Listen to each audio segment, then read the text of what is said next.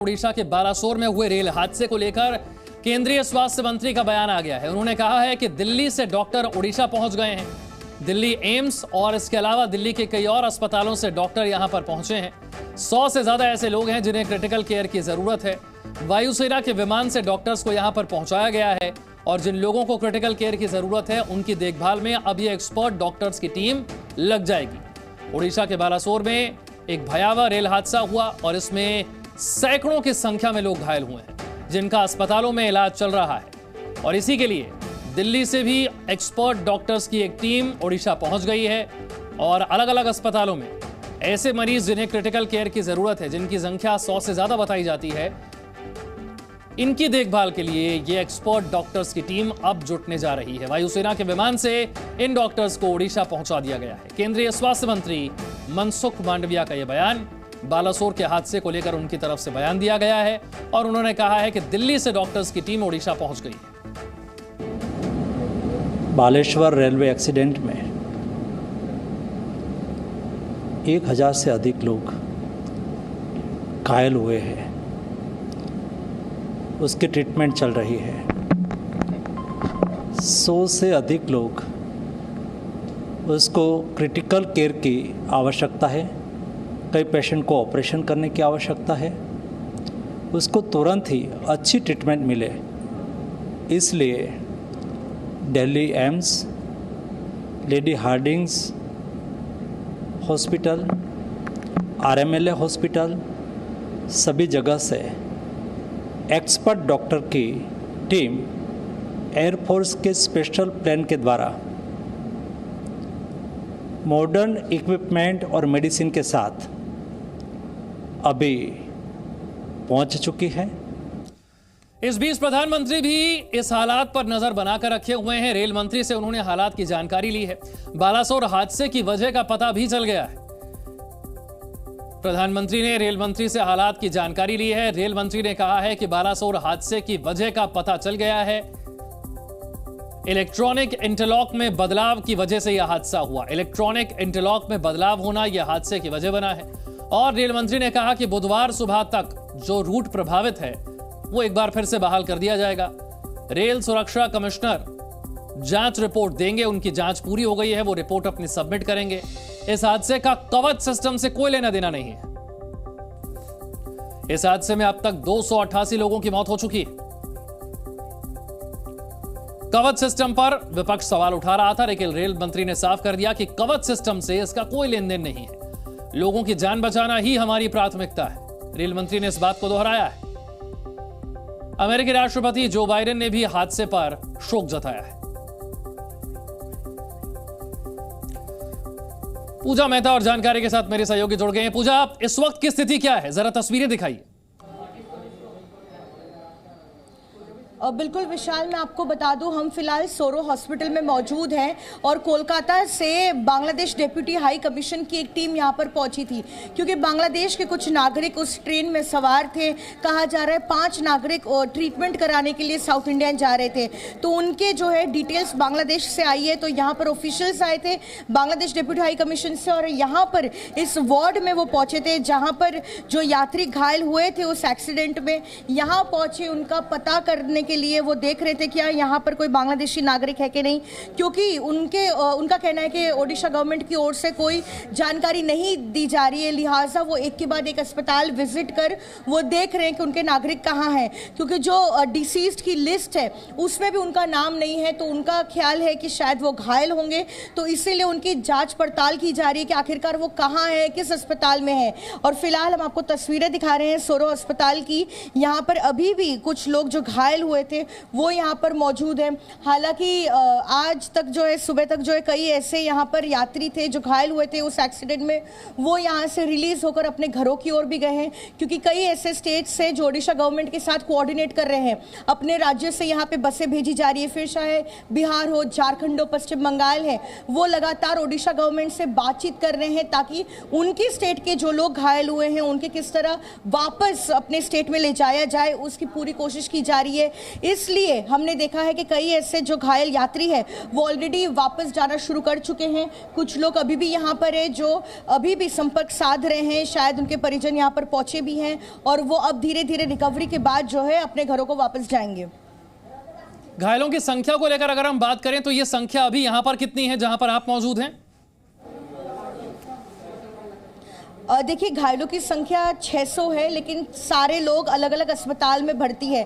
लेकिन अब नंबर जो है वो चेंज हुआ है क्योंकि पिछले 2 दिनों में कई ऐसे घायल लोग हैं जो रिलीज हुए हैं, जो धीरे धीरे अपने घरों को वापस जा रहे हैं। तो अभी तक सरकार की ओर से कोई आंकड़ा जारी नहीं किया गया है कि अब कितने लोग बचे हैं, क्योंकि ज़्यादातर लोग जो है अपने राज्य को वापस जा चुके हैं, क्योंकि स्पेशल बसेस का इंतज़ाम किया गया था। ओडिशा गवर्नमेंट ने भी काफ़ी सपोर्ट किया और वो स्पेशल बसेस में वो वापस जाना शुरू कर दिए हैं। लेकिन अभी आपको बता दें, इस वार्ड में अगर हम बात करें तो फिलहाल हम देख पा रहे हैं कि 4 यात्री हैं यहाँ पर जो घायल हुए हैं और इसके कुछ और वार्ड्स में कुछ और लोग घायल हुए हैं, वो भी भर्ती हैं। लेकिन अलग अलग अस्पतालों में जो लोग भर्ती है अब वो अपने घरों को जाना शुरू कर चुके हैं। फिर एक बार उनकी घर वापसी हो रही है, उनके परिजन आ रहे हैं और उनको लेकर जा रहे हैं। पूजा, हमने देखा कि केंद्रीय स्वास्थ्य मंत्री का भी बयान आया। उन्होंने कहा कि ऐसे लोग जिन्हें क्रिटिकल केयर की जरूरत है और इनकी संख्या 100 से ज्यादा है, इनकी देखभाल के लिए स्पेशली दिल्ली से डॉक्टर की टीम यहां पर आई है। वायुसेना के विमान से इन डॉक्टर्स को ओडिशा पहुंचाया गया है। उसे लेकर और क्या जानकारी है? बिल्कुल, आपको बता दें कि एम्स भुवनेश्वर में जो है दिल्ली से डॉक्टर्स की टीम आई है। साथ ही कटक के अस्पतालों में भी स्पेशल अरेंजमेंट किया जा रहा है क्योंकि ये अस्पताल जो है सोरो जो घटना स्थल से बिल्कुल पास है। इसके अलावा जो अन्य अस्पताल है जहां पर घायलों को ले जाया गया था, एकदम से यहां पर हाहाकार मच जाता है क्योंकि अचानक से इन अस्पतालों में प्रेशर काफ़ी ज़्यादा था, क्योंकि ये अस्पताल इतने इनकमिंग जो पैसेंजर्स है उनको लेने के लिए इक्विप नहीं होता है, इतना इंफ्रास्ट्रक्चर उनके पास नहीं होता है। लिहाजा यहाँ पर खून की भी किल्लत हुई थी। यहाँ पर स्थानीय लोगों को रिक्वेस्ट की जा रही थी कि वो आकर अपना ब्लड डोनेट करें, क्योंकि जो घायल यात्री है उनके काफ़ी जो है ब्लड लॉस हो चुका था। तो इसलिए धीरे धीरे उनको जिनको क्रिटिकल केयर की ज़रूरत थी उनको अन्य अस्पतालों में भेजा जा रहा था। कुछ को एयरलिफ्ट किया जा रहा था, कुछ को भुवनेश्वर के एम्स से भेजा गया, कुछ को कटक के अस्पतालों में भेजा गया। तो कुल मिलाकर जो है अभी परिस्थिति जो है धीरे धीरे सुधर रही है। उन यात्रियों की जिनको चोटें आई है वो रिकवर भी कर रहे हैं और अपने घरों को वो वापस जा रहे हैं। यहाँ जो डॉक्टर्स मौजूद हैं इनका क्या कहना है घायलों की हालत को लेकर? कितने ऐसे लोग हैं यहाँ पर जिन्हें क्रिटिकल केयर की जरूरत है? देखिए, ज़्यादातर जो मरीज़ है यहाँ पर, जो यात्री जिन्हें क्रिटिकल केयर की ज़रूरत है, वो ज़्यादातर अन्य अस्पतालों में शिफ्ट किए जा चुके हैं। यहाँ पर जो है हम देख रहे हैं कि यहाँ पर वेस्ट बंगाल से ऑफिशियल आए हैं। हम देख पा रहे हैं यहाँ पर जो ब्यूरोक्रेट पहुँचे हैं उनसे बात करेंगे। सर, आप वेस्ट बंगाल से आए हैं, are you taking information on people from West Bengal right now? We are just taking information about the injured people still here. Okay, are you going to take them back and make arrangements? Yes, state government is making arrangements for their vehicle. So we are just taking a line list of who all are available here. Thank you. तो जैसा कि ये अफसर बता रहे थे, ये पश्चिम बंगाल से आए हैं और यहाँ पर अरेंजमेंट्स किए जा रहे हैं और जो घायल पश्चिम बंगाल से जो बिलोंग करते हैं उनके लिए अरेंजमेंट्स किए जा रहे हैं ताकि उनको वापस सेफली ले जाया जाए। तो पूजा जानकारी दे रही है कि ज़्यादातर लोग यहाँ पर जो मौजूद हैं उनकी हालत अब धीरे धीरे ठीक होती जा रही है और यहाँ से वो अपने घरों की तरफ वापस जा रहे हैं। एम्स भुवनेश्वर में दिल्ली से डॉक्टरों की टीम पहुंची है जिन्हें क्रिटिकल केयर की जरूरत है। ऐसे 100 से ज्यादा मरीज हैं। अश्विनी पांडे मेरे सहयोगी भी मेरे साथ जुड़ गए हैं। अश्विनी, वहां पर स्थिति इस वक्त क्या है? जैसा कि स्वास्थ्य मंत्री ने बताया कि दिल्ली से डॉक्टर्स की टीम को ओडिशा लाया गया है और जिन मरीजों को क्रिटिकल केयर की जरूरत है उनके लिए स्पेशली ये डॉक्टर्स दिल्ली से लाए गए। जी बिल्कुल, देखिए 803 ऐसे लोग हैं जो घायल हुए हैं, उनमें से 56 ऐसे मरीज हैं जो क्रिटिकल हैं। ऐसे में दिल्ली से डॉक्टर्स की टीम आई है इन क्रिटिकल मरीजों की जो है इलाज के लिए।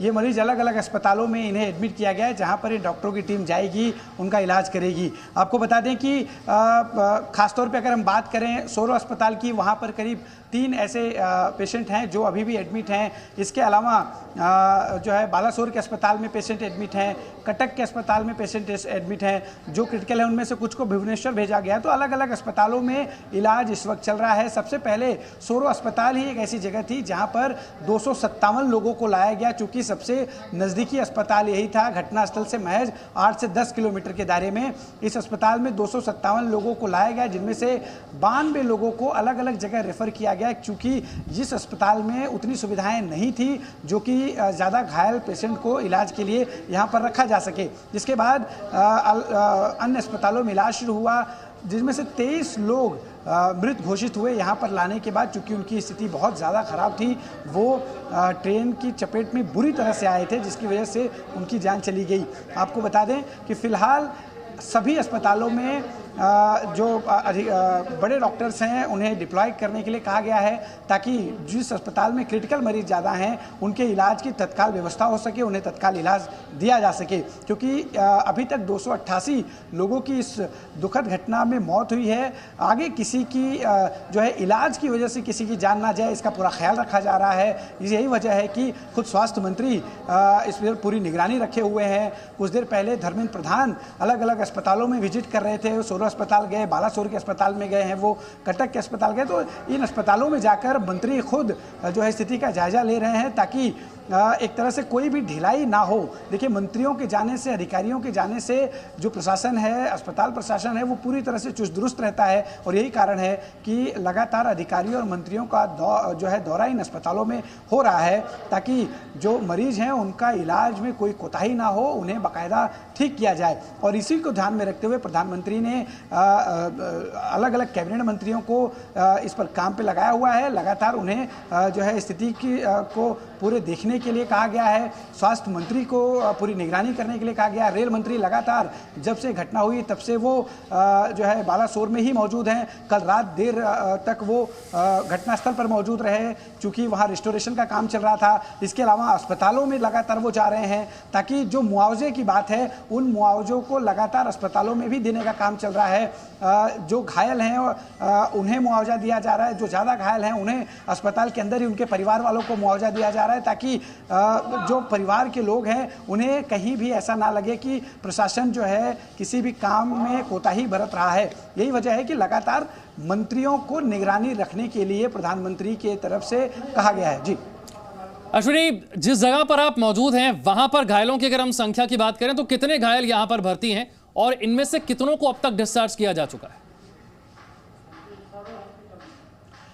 जी देखिए, यहाँ पर बड़ी संख्या में घायलों को डिस्चार्ज किया गया। जैसा 257 में बता रहा था, 257 में से 92 को रिफ़र किया गया था। इसके अलावा करीब 150 से ज़्यादा लोग ऐसे थे जो है कम घायल थे, उन्हें जो है कुछ इलाज के बाद छोड़ दिया गया। अभी 3 ऐसे लोग हैं जिनकी स्थिति हालांकि ख़राब नहीं है, उनकी तबीयत जो है कंट्रोल में है, लेकिन उन्हें अस्पताल में और डॉक्टरों की निगरानी में रखने की ज़रूरत है। इसलिए फ़िलहाल उन्हें अस्पताल में रखा गया है। ऐसे 3 लोग हैं जिनका इलाज चल रहा है। ज़ी न्यूज़।